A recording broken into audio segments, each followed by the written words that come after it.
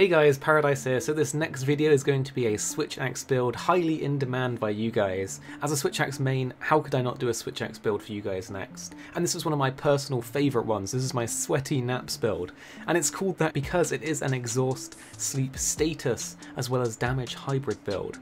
And this build is so good for so many reasons. Let me break it down for you why this build is really good and really fun. The first reason is that it is one of the only, if not the only weapon in the game that can apply 4 different effects on each hit. It applies the sleep status, it applies the exhaust status when the file is charged in sword mode. It also, along with that exhaust, applies KO on the head of the monster that you're fighting, and it also does slashing damage, which means it can sever limbs and tails off of monsters. With this build in solo gameplay, you're looking at 3, maybe 4 sleeps before the creature dies. In multiplayer, you're looking at 2, maybe 3 before the creature dies. And of course, you have that inbuilt exhaust and KO capabilities, along with really easy tail slashing and part destroying with the slashing that comes as part of the Switch Axe. So I actually have 2 variants of this set. One variant uses Kolv armor, the other doesn't. So if you've missed out on Kolv Taroth, I have this other variant for you. If you have the Kolv Taroth armor, the first variant is actually a bit better.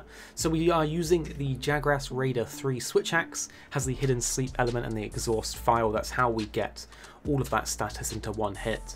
The Kolv variant uses the Dragon King Eye Patch Alpha, the Kolv Taroth Chest Alpha, the Kolv Taroth Gloves Beta, the Nogagante Coil Beta, the Kirin Legs Beta. It has the Innovate Charm 3. I like to run this with the Apothecary Mantle, so after you get your first sleep, put the mantle on, get that second sleep and that third sleep really easily.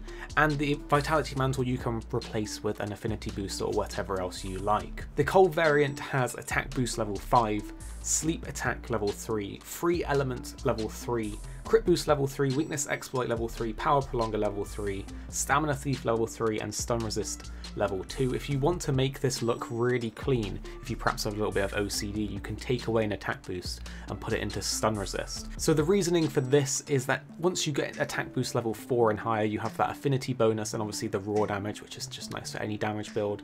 Sleep Attack and Stamina Thief are meaning that you're going to be doing more sleep damage and doing more stamina stealing, which is what this build is all about. Crit Boost and Weakness Exploit for extra damage. While your status isn't critting with this build because we don't have the Zora set, it is a hybrid damage build, and I actually found that with the Zora set on the Switch Axe, there wasn't much of a difference in terms of how many sleeps you're applying, so the extra damage was a lot nicer in my opinion.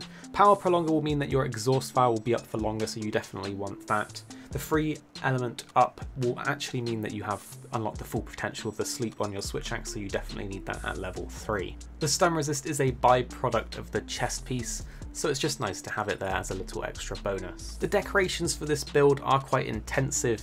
You will need at least 2, ideally 3 attack decorations. You will want all 3 sleep jewels. You will definitely want a tenderizer and a crit boost jewel, as well as the 2 enhancers to max everything out like you've seen me explain. So it is quite intensive on decorations for this build. But let's check out my Xeno'jiiva variant if you didn't get that Kolv armor. So my other variant of this build of course uses the Jagras Raider 3. This time the Awakening Charm 2, the same mantles. You want Apothecary, and then the other one you can use whatever you like. It uses the Dragon King Eye Patch Alpha, the Xeno Chest Gloves, and legs with the Nogagante Coil waist piece. The nice thing about this build is that because it has those 3 Xeno pieces, you get Razor Sharp, which halves your sharpness loss. This means that if you have a good team with you, I find myself not even having to sharpen before the creature is killed.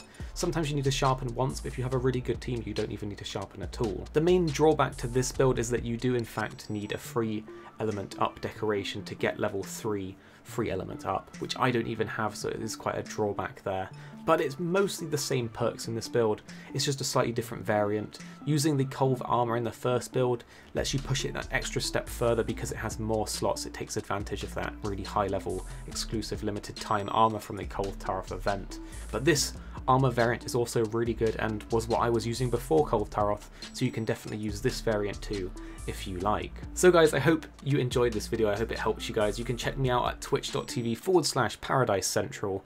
The link will be in the description down down below if you have any questions. A Switch Axe main, if you need any help, fewer games, fewer carries, as well as other games, we are variety streamers. Definitely check us out over on twitch.tv. Subscribe for more content like this. Let me know what you think of this build in the comment section. Hit like if you like it, and I'll see you guys next time.